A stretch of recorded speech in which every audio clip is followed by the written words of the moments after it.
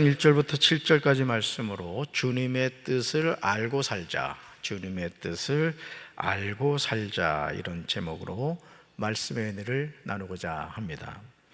천국과 지옥의 실존을 믿지 않고 산다는 것은 불행한 일입니다. 왜냐하면 인생은 죽음으로 끝나지 않기 때문입니다. 저는 우리 사랑하는 성도 여러분들이 이 사실을 아주 뼛속 깊이 새기시기 바라요. 인생은 죽음으로 끝나지 않는다. 따라붙다. 인생은 죽음으로 끝나지 않습니다. 아멘. 신앙생활을 하지 않는 사람들은 천국이 어디 있고 지옥이 어디 있느냐고 반문합니다. 그런데 과연 그럴까요? 창세기 1장 26절에서 하나님이 우리의 형상을 따라 우리의 모양대로 우리가 사람을 만들자고 하십니다. 그러시면서 이어지는 27절에서 같이 읽습니다. 하나님이 자기 형상 곧 하나님의 형상대로 사람을 창조하시되 남자와 여자를 창조하셨다. 아멘. 하나님은 그들에게 복을 주셨습니다. 이것이 사람의 존재 근거입니다. 그러므로 사람은 하나님의 형상을 따라 만들어졌습니다. 사람은 하나님의 모양대로 만들어졌습니다. 다시 말해서 사람은 하나님의 성품을 닮은 영존하도록 지어진 존재였다라는 사실이죠.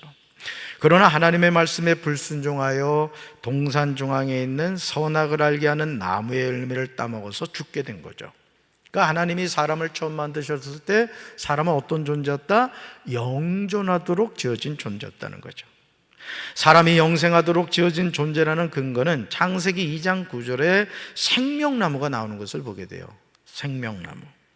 그리고 창세기 3장 22절에서 여호와 하나님은 사람이 우리 중 하나와 같이 되어 선악을 알게 되었으니 같이 읽습니다. 이제 그가 손을 뻗어 생명나무의 열매를 따먹고 영원히 살게 되는 것을 막아야 한다. 아멘. 그러므로 죽음 이후에 있을 세상을 준비하지 않고 살아가는 것은 불행한 일인 거예요. 히브리서 9장 27절에 나오듯이 사람들은 모두 한 번 죽습니다. 죽은 후에는 뭐가 우리를 기다리고 있습니까? 심판이 우리를 기다립니다. 여러분, 심판이 있다는 것은 뭘 말하죠? 우리 삶에 대한 평가가 있다는 뜻입니다. 그래서 우리는 자신에게 주어진 인생을 막 살아서는 안 됩니다. 마태복음 25장 46절에서 예수님은 그들은 영벌에 의인들은 영생에 들어가리라고 말씀하셨습니다. 인자가 모든 천사와 더불어 영광에 둘러싸여서 올 때 그는 자기의 영광의 보좌에 앉을 것입니다. 그는 모든 민족을 그의 앞에 불러 모아 목자가 양과 염소를 가르듯이 그들을 갈라서 양은 그의 오른쪽에 염소는 그의 왼쪽에 세울 것입니다. 얼마나 두렵고 떨리는 일입니까? 여러분 한번 생각해 보세요. 예수님이 지금 재림하셔서 우리 예루살렘 성전에 오셨다고 칩시다. 그리고 이 앞에 서셔서 이제 한 명 한 명을 호명하는 거예요. 조현숙, 유창규, 김미화지? 김미화, 전영신,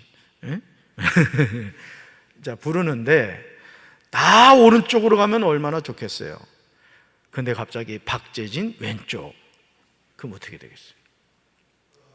아주 심각해지는 거죠. 그렇습니다.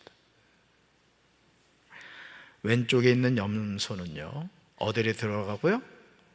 영벌에 들어가고, 오른쪽에 있는 양은 어디 들어간다? 영생에 들어갑니다. 그렇다고 염소 이렇게 해서 먹는다고 문제되진 않아요. 많이 해서 드세요. 저희 집사람도 몸이 안 좋다 해가지고 제가 염소 많이 먹였습니다. 훌륭한 남편이죠. 자기가 알아서 해 먹었습니다. 마태복음 25장 35절부터 36절에서 영생에 들어간 양들이 행한 삶의 모습이 나오고요, 마태복음 25장 42절부터 43절에서 영벌에 들어간 염소가 행한 삶의 모습이 나와요. 그러니까 이유 없이 양은 영생에, 염소는 영벌에 이렇게 한 게 아니라 왜 그들이 오른쪽으로 가고 왼쪽으로 가고 영생에 들어가고 영벌에 들어갔는지 그들의 삶의 모습을 이야기합니다. 임금님이 그 얘기를 해요. 다시 말해서 예수님이 우리 삶에 대해서 평가를 하시는 거예요.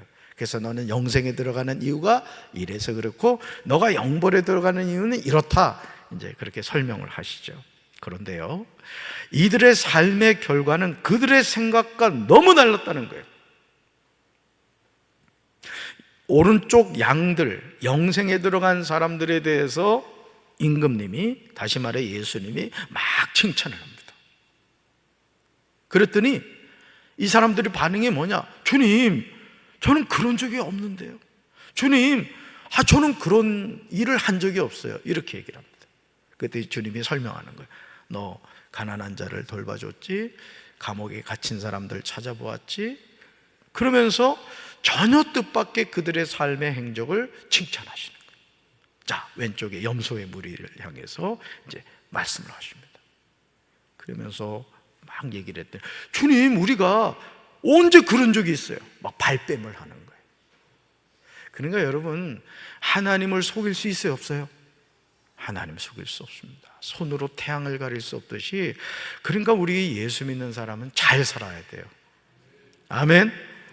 여러분, 잘 산다는 것은 돈 많이 벌어서 부자가 돼서 잘 사는 게 아니에요. 하나님의 자녀는 하나님의 말씀대로 순종하고 하나님의 뜻대로 살아가는 게 잘 사는 거예요. 좌우에 계신 분들과 인사합시다. 잘 삽시다. 왜 그렇게 살아? 천국이 있듯이 지옥이 있습니다. 아멘. 우리가 살아가는 하루하루의 삶은 그러기에 소중합니다. 내가 지금 오른편에 있는 양의 삶을 살고 있는지, 아니면 왼편에 있는 염소의 삶을 살고 있는지 자신의 삶을 겸손하게 살펴보아야 됩니다. 마태복음 20장 1절에서 예수님이 이렇게 말씀하시죠. 같이 읽습니다. 천국은 마치 품꾼을 얻어 포도원에 들어보내려고 이른 아침에 나간 집주인과 같다. 아멘. 그러시면서 포도원 주인은 하루 한 데나리온씩 품꾼들과 약속하여 포도원에 들여보냅니다. 하루에 몇 데나리온? 한 데나리온. 이걸 잘 기억하셔야 돼요.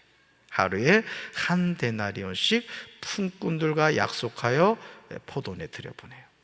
그런데 제3시에 나가보니까 장터에 놀고 서 있는 사람들이 또 있는 것을 본 거예요. 그래서 주인은 그들에게 너희도 포도원에 들어가라, 내가 너에게 상당하게 주리라, 이렇게 말씀하십니다. 그들이 포도원에 들어갑니다. 제6시와 제9시 또 나가서 그들도 포도원으로 들여보냅니다. 그런데 이것으로 끝이 아니었습니다. 제11시에도 나가보니 서 있는 사람들이 또 있었습니다. 주인이 그들에게 너희는 어찌하여 종일토록 놀고 여기 서 있느냐고 묻습니다. 그러자 우리를 품꾼으로 쓰는 이가 없다고 대답합니다. 아마 이 11시에 있던 사람들은 오늘은 완전히 공쳤구나, 아마 마음이 엄청 낙심이 됐을 거예요. 그러자 주인은요, 놀랍게도 너희도 포도원에 들어가라고 합니다. 따라합시다. 너희도 포도원에 들어가라. 여러분, 천국 하늘나라는요, 자기 포도원에서 일할 일꾼을 고용하려고 이른 아침에 집을 나선 어떤 포도원 주인과 같다는 말씀을 주목해서 보셔야 돼요. 이른 아침에. 우리는 이 말씀을 통해서 다양한 시간에 부름을 받은 품꾼들을 보게 됩니다. 1절에서 이른 아침이라고 나오죠. 이른 아침. 여러분, 사실은 이 일용직 일을 시작할 때는요, 정말 일찍 나갑니다. 우리가 생각한 것보다 일찍 나가요. 3절에 보니까, 여러분 성경 보세요. 3절 뭐라고 나오죠? 제3시가 나와요. 여러분, 성경의 그 시간에는 플러스 6을 하면 오늘 우리 시간이 나와요. 자, 그럼 제3시면 더하기 6 하면 몇 시예요? 오전 9시예요. 9시. 여러분, 하루 일용직 일하는 사람이 오전 9시에 일을 하러 간다? 맞아요? 늦어요? 늦습니다. 사실은 이렇게 나가면 다 잘리지. 5절로 가볼까요? 제6시가 나와요. 플러스 6 하면 정오 12시가 됩니다. 제9시 나오죠. 플러스 6 하면 오후 3시입니다. 6절 볼까요? 6절 몇 시예요? 제11시예요. 자, 플러스 6 하면 오후 5시입니다.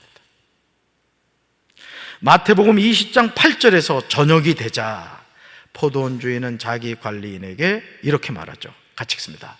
품꾼들을 불러 나중에 온 자로부터 시작하여 먼저 온 자까지 삭슬 주라. 아멘.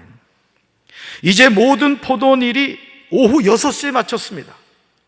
오후 5시에 포도원에 와서 일한 사람은 몇 시간을 일한 거예요? 1시간밖에 일한 게 아니에요.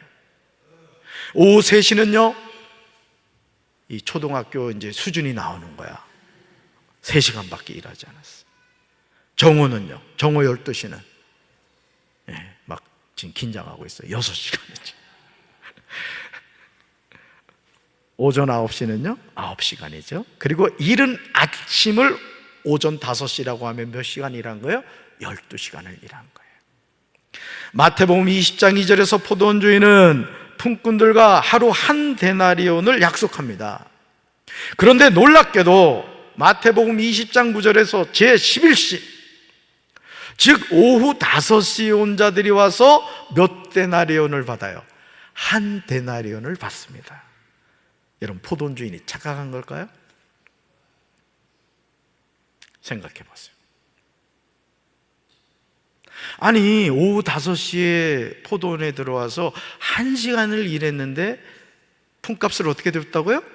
한 데나리온을 줬다는 것이죠. 그러니 당연히 먼저 온 자들, 즉 오후 3시, 정오 12시, 또 오전 9시, 이른 아침에 온 품꾼들은 더 받을 것으로 기대했을 것입니다. 당연하지 않아요? 아니, 1시간밖에 일한 사람을 한 데나리온을 주는데 12시간을 일한 사람은 여러분이라면 얼마 줄 것 같아? 최소한 6데나리온이나, 그죠? 아주 적게 줘도 5데나리온은 줘야 될 거예요.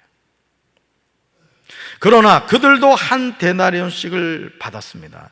자기 품값을 받은 후 품꾼들이 포도원 주인에게 원망합니다. 같이 읽습니다. 마지막에 온 이 사람들은 1시간밖에 일하지 않았는데도 찌는 더위 속에서 온종일 수고한 우리들과 똑같이 대화했습니다. 성경 읽을 때는 좀 감정을 넣어서 읽어야 돼요. 찌는 더위 속에서요.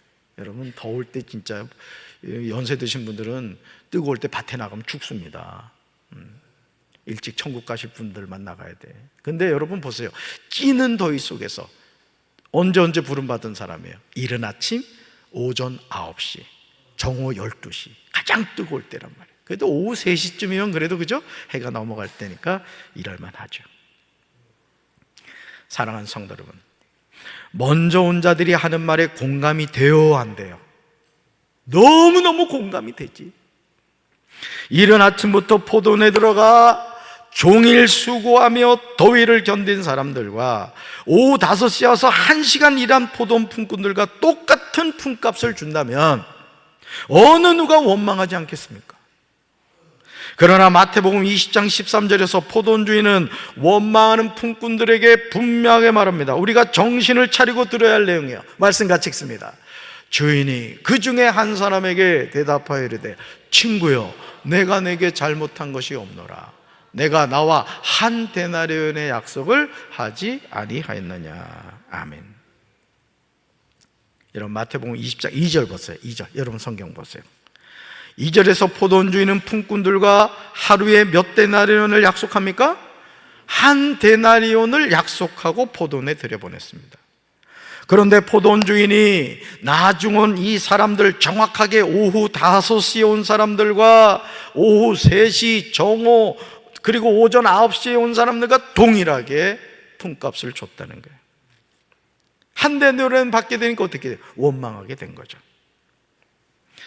제가 대학교 다닐 때요, 일용직을 했던 적이 있습니다. 일명 노가다를 뛴 적이 있었습니다. 학비 벌겠다고. 그런데 일용직 일도 그냥 아무나 하는 게 아닙니다. 인력 시장에 가면 각 공사 현장에서 필요한 인원을 뽑아서 데리고 갑니다. 그래서 거기 가서요, 아픈 척하면 안 됩니다. 막 이제 근육 있는 거 막 크게 막 보여주고 어깨 펴고 막 가슴 막 나온 척하고 이래야 돼요. 왜? 힘 있어 보이는 사람을 뽑아가거든요. 아고 죽겠다 이러면 이제 그날은 못 나가는 거예요. 바로 연락 오잖아 지금. 어떤 날은요, 일용직일을 하겠다고 오는 사람이 너무 많을 때가 있습니다. 그러면 현장으로 가지 못할 경우도 있습니다. 그렇게 되면 하루를 공치게 되는 거예요. 마태복음 20장 1절에서 천국은 마치 품꾼을 얻어 포도원에 들여 보내려고 이른 아침에 나간 포도원 주인과 같다고 했습니다. 포도원에 필요한 품꾼을 구하려고, 사람들을 구하려고 나간 포도원 주인과 일을 하겠다고요. 포도원에 들어가서 일하겠다고 나온 사람은 전혀 다른 거죠. 사람을 뽑는 사람과 그 일을 하겠다는 사람은 다른 거잖아요. 그렇죠? 아마 오후 5시까지 일을 구하지 못한 사람들의 심정이 어떻겠어요? 한번 생각해 보세요. 일을 하러 나갔는데 그냥 들어갈 수가 없어. 여러분, 예전에 그 IMF가 터졌을 때 많은 기업이 문을 닫았습니다. 그런데 남편이 분명히 출근을 하는 거예요. 가방을 들고 출근을 해. 여보, 나 회사 갔다 올게. 알고 봤더니 공원을 배회하다가 돌아오는 거예요.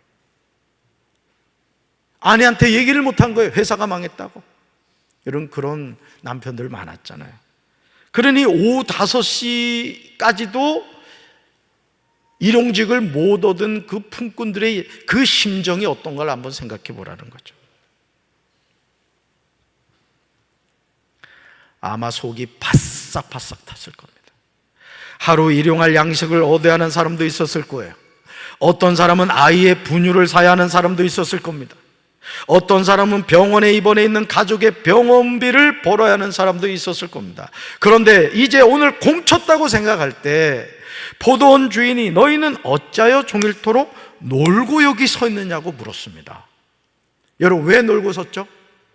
불러주는 사람이 없어서, 나를 써주는 사람이 없어서. 나는 일하고 싶은데, 일해서 품값을 받아야 되는데 나를 불러주는 사람이 없었던 거예요. 그러자 뭐라고 대답해요? 우리를 품꾼으로 쓰는 이가 없다고 하셔냅니다. 어떻게 보면 체념하고 넋두리 같은 말이었을 거예요. 그렇죠? 아니 6시가 되면 모든 일이 끝나는데 1시간밖에 남지 않은데 누가 그 사람들을 품꾼으로 쓰겠습니까? 여러분이라면 쓰시겠습니까? 요즘 인건비가 얼마인데 최소한 10만 원인데 1시간 일하고 10만 원 줘요? 돈이 남아 돕니까? 그러질 않지. 모든 희망이 완전히 끝난 상태예요. 근데 이게 웬일이죠? 포도원 주인이 이렇게 말하는 거예요. 같이 읽습니다. 너희도 포도원에 들어가라. 한 번 더요. 너희도 포도원에 들어가라. 네. 포기했는데, 야, 어떡하냐? 오늘 부자 안 사가면 마누라한테 이제 혼나게 생겼는데, 우리 애 지금 병원에 입원해가지고 오늘 그래도 한 20만 원 벌어가야 그래도 약값이라도 줄 텐데. 여러분, 그 마음이 얼마나 애달팠겠어요. 그죠? 사랑하는 성도 여러분, 아마 오후 5시에 포도원에 들어간 품꾼들은요 정신없이 일했을 겁니다. 그래요, 안 그래요? 야, 세상에 이런 포도원 주인이 다 있다니. 응? 아니 6시면 끝나는데 세상에 나를 불러주다니 말이야. 막 벌떼기를 강원도 말로 꼬집어보면 이게 꿈이냐 생시냐 막 그랬을 거예요. 그냥 온 힘을 다해서 일했을 겁니다. 온 힘을 다해서 감개무량하여 눈물로 감당했을지도 모릅니다. 그런데요, 포도원 주인이 품값으로 얼마를 줬다고요? 한 데나리온씩을 준 거예요. 얼마나 놀랐겠습니까? 아마 이 1시간 일한 사람들은 기대도 하지 않았을 거예요. 그죠? 그냥 조금만, 우리나라 돈으로 본다면 한 2만 원만 줘도 그냥 감지덕지해서 참 감사합니다, 복을 받으십시오, 아마 이랬을 거예요.